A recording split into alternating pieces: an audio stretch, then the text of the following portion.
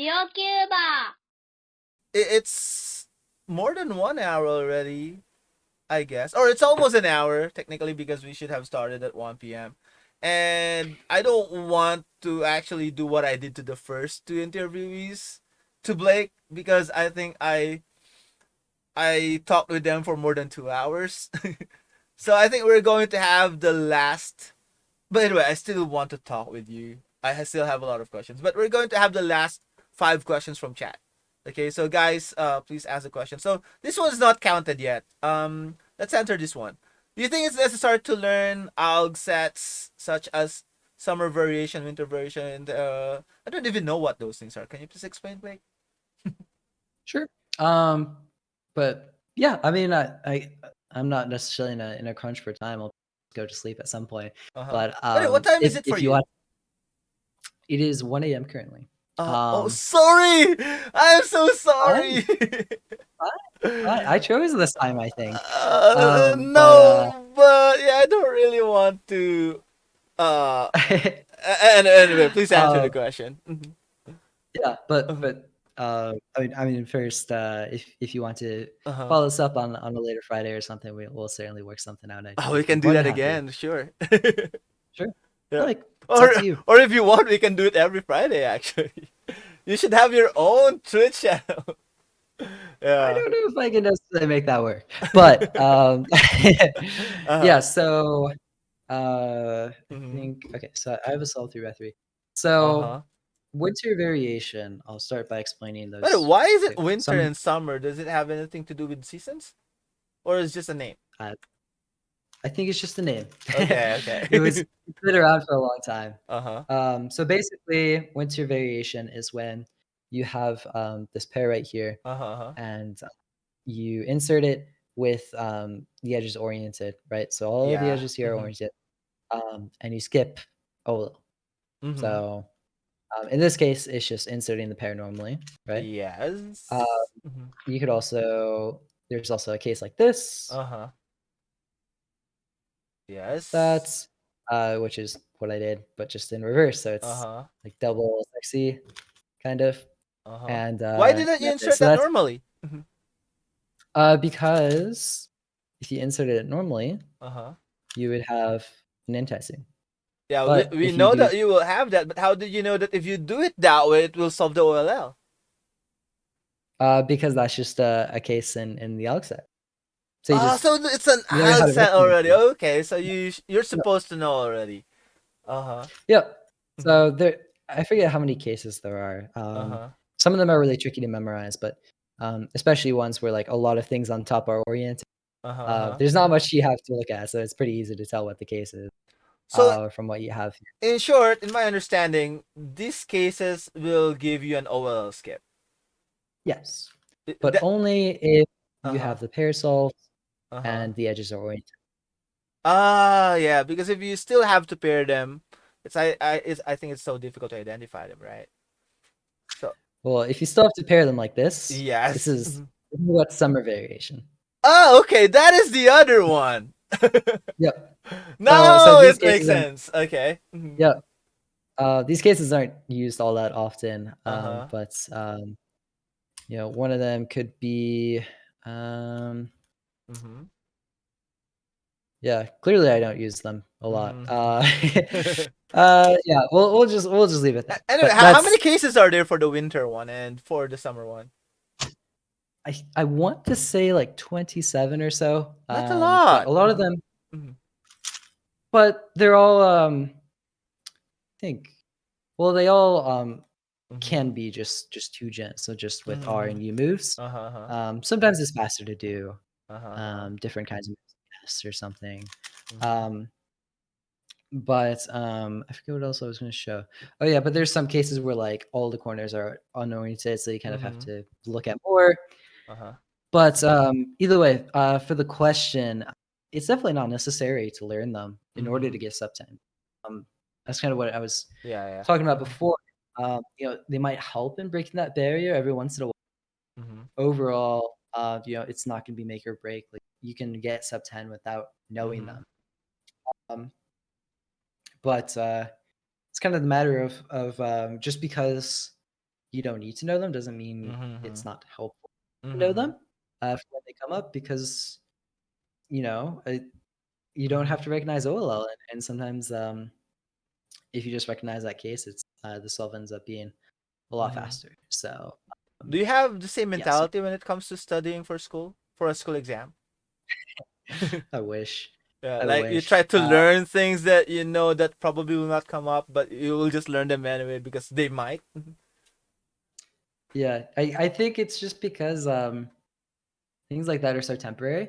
Uh-huh. You're not focused on the exam after it's done, right? Mm-hmm. But solving a cube, that's something I'm going to do for years and years and years. Mm-hmm. Um, and so that's something that's very relevant to me for that amount of time, and so I'm more inclined to Mm-hmm. learn obscure things like that. But for university, if I'm just learning something for an exam, Uh-huh.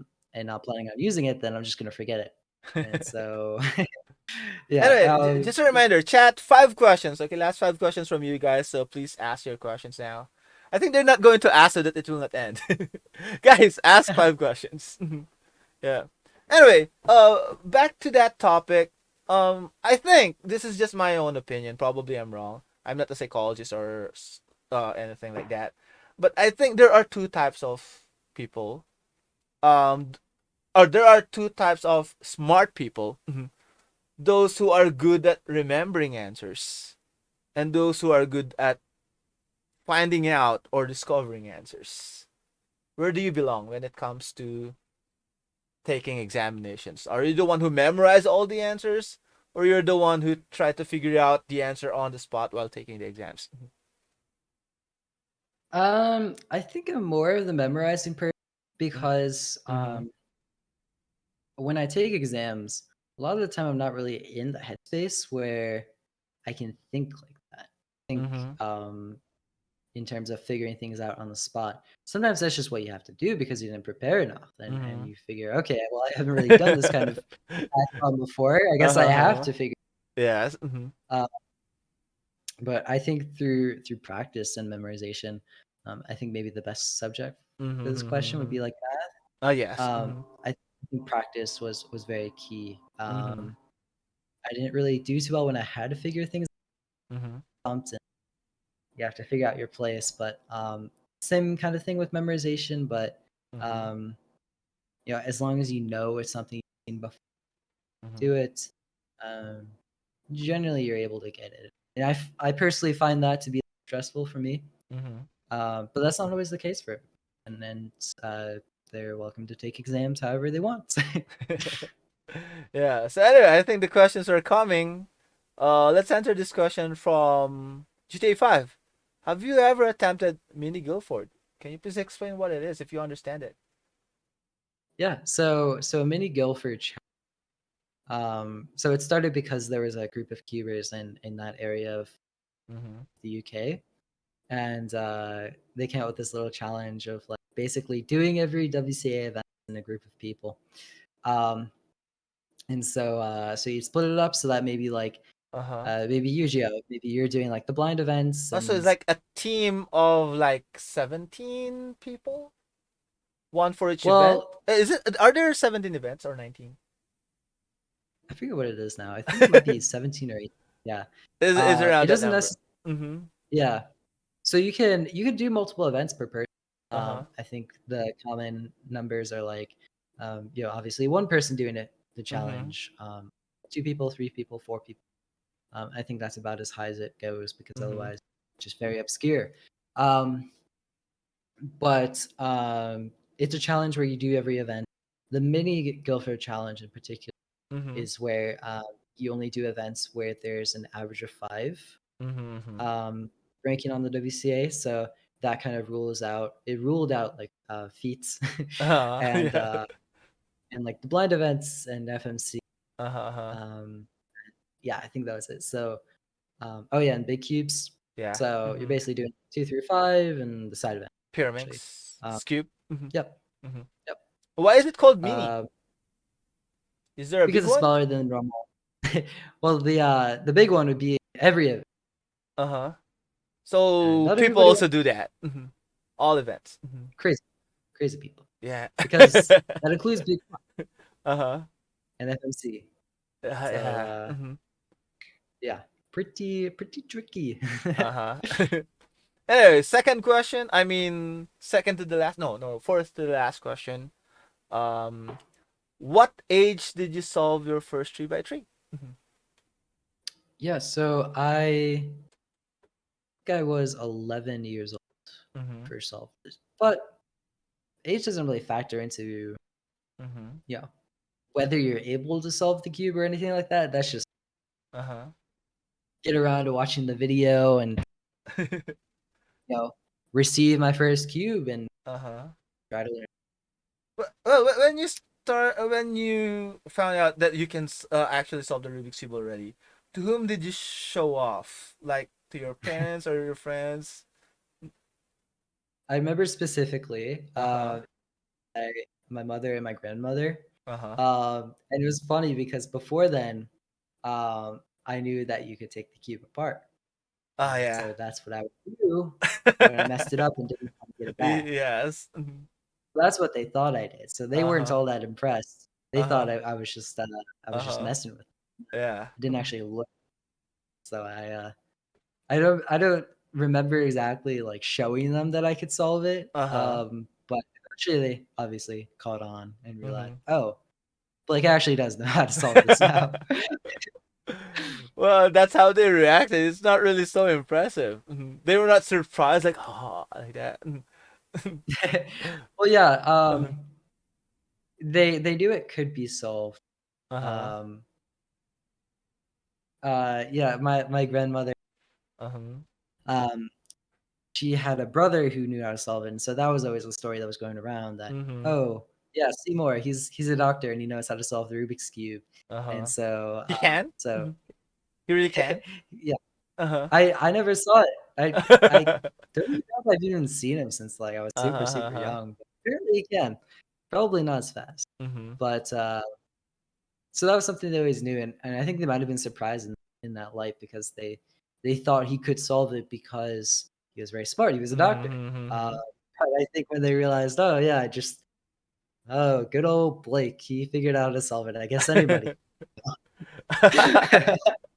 Oh, that's not so nice. Mhm. Yeah. Anyway, last three No, questions from you guys. Type your questions in chat if you have any questions for Blake. Mhm. Yeah. Anyway, going back to an interrupted topic earlier about schooling. I know you love math. You're good at math. What subject do you hate the most? what subject do I hate the most? Mm-hmm. I would say history. History. History. By the way, when you learn Yeah. history, what Uh, kind of history do you learn? Like what kind of things? Can you give examples of bits of information you're learning? Because obviously in the Philippines we're learning a different type of history. It's Philippine history, Asian history, like that. So but just give us some idea of what you're learning in your history classes. well, at university, you have the Mm-hmm. of choosing classes that apply to what you specialize, Mm-hmm. and even for the requirements that do exist, Uh huh. you can generally choose. Mm-hmm. You have a lot of options for classes that account for those requirements, right?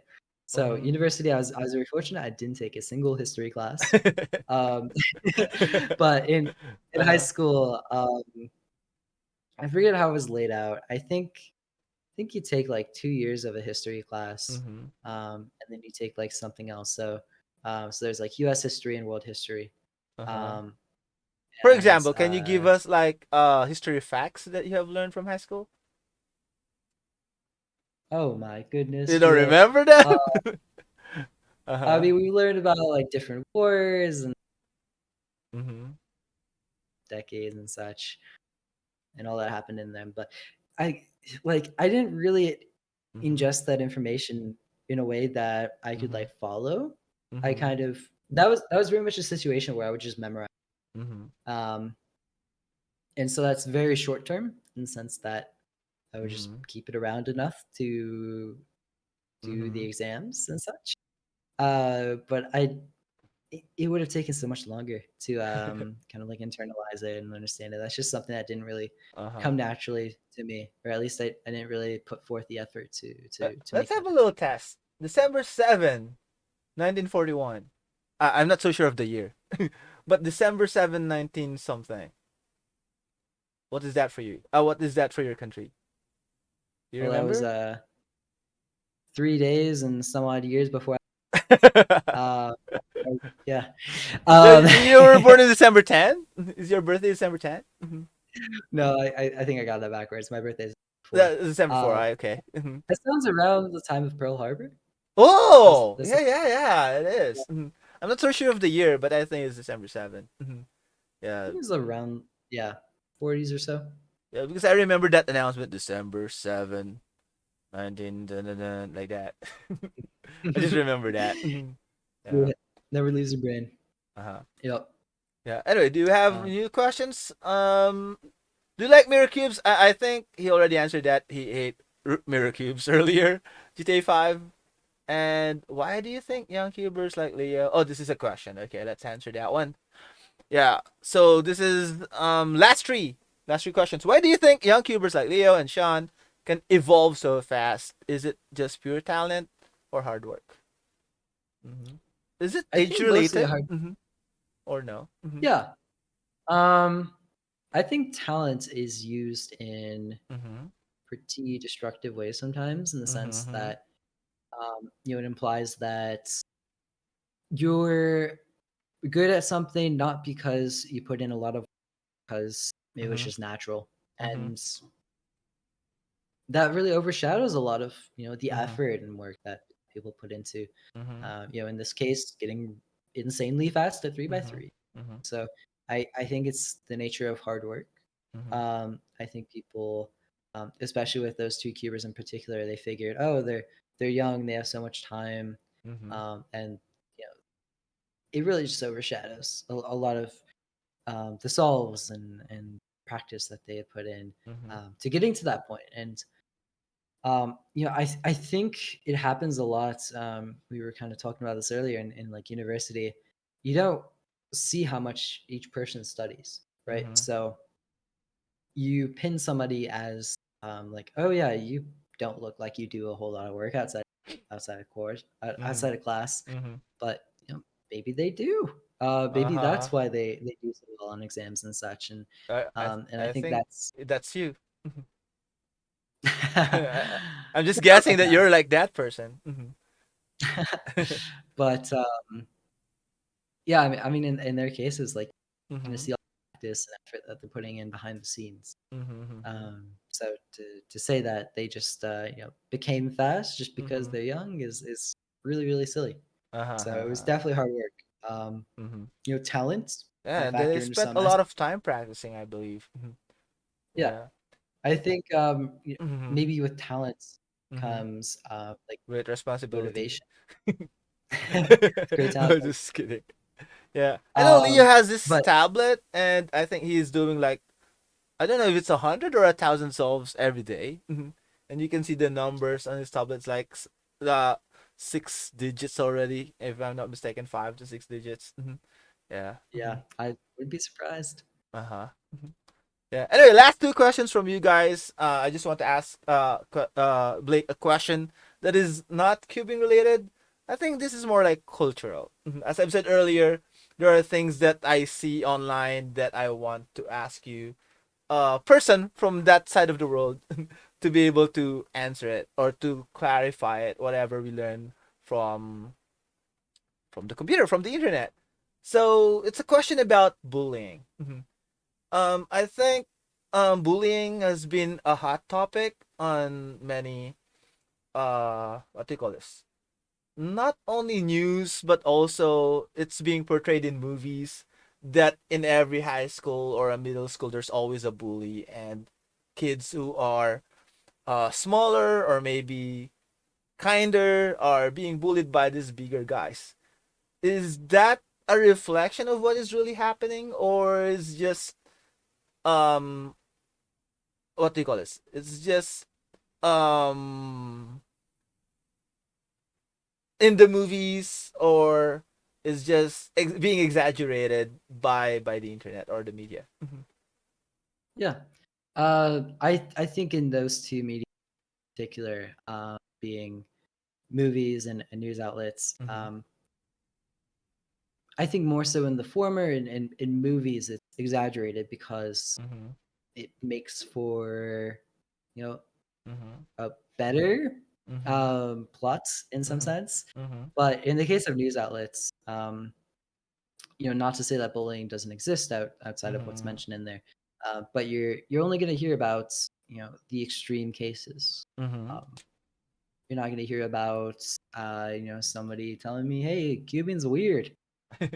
That's, I mean, they could be a bully, but that's not going to make NBC News or anything like that.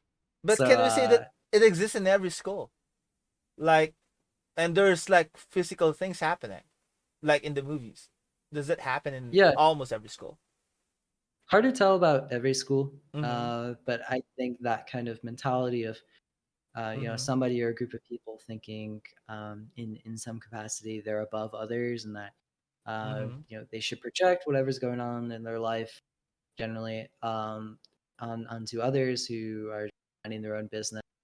I think that's something that is common in some sense, but sometimes it's more drastic than other times. Sometimes it's just a matter of somebody being grumpy and saying mean things every once in a while. But other times, maybe it's, I mean, the classic movie representation is being shoved into a locker. Yes. Um, And being but thrown into a trash can upside down.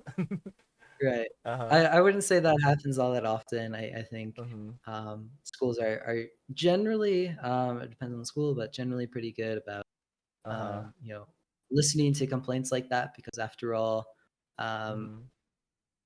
if everybody's just kids, they shouldn't feel that kind of power dynamic over others, that they're better and that they have to be mean to other people. So that's generally something that they're generally good about resolving. But it's definitely still an issue, and I think So you think schools are doing their job in order to prevent this kind of stuff, kinds of things? depends on the school, but I think there are almost always like people you can talk to.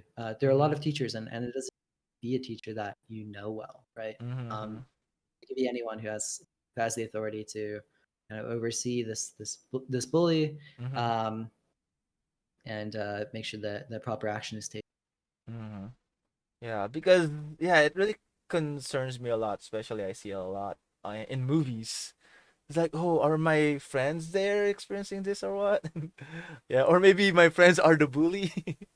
Yeah. Anyway, thank you so much for clarifying that. I hope it's not a sensitive topic because I'm just really curious, and at least you were able to explain to us what is really happening, and we can understand it better. Yeah. So last two questions from chat. We have a question from Chisaki.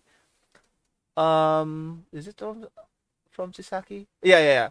So why did the Petrus method disappear? Is it just because CFOP ruins easy or better? Ah, I love Petrus.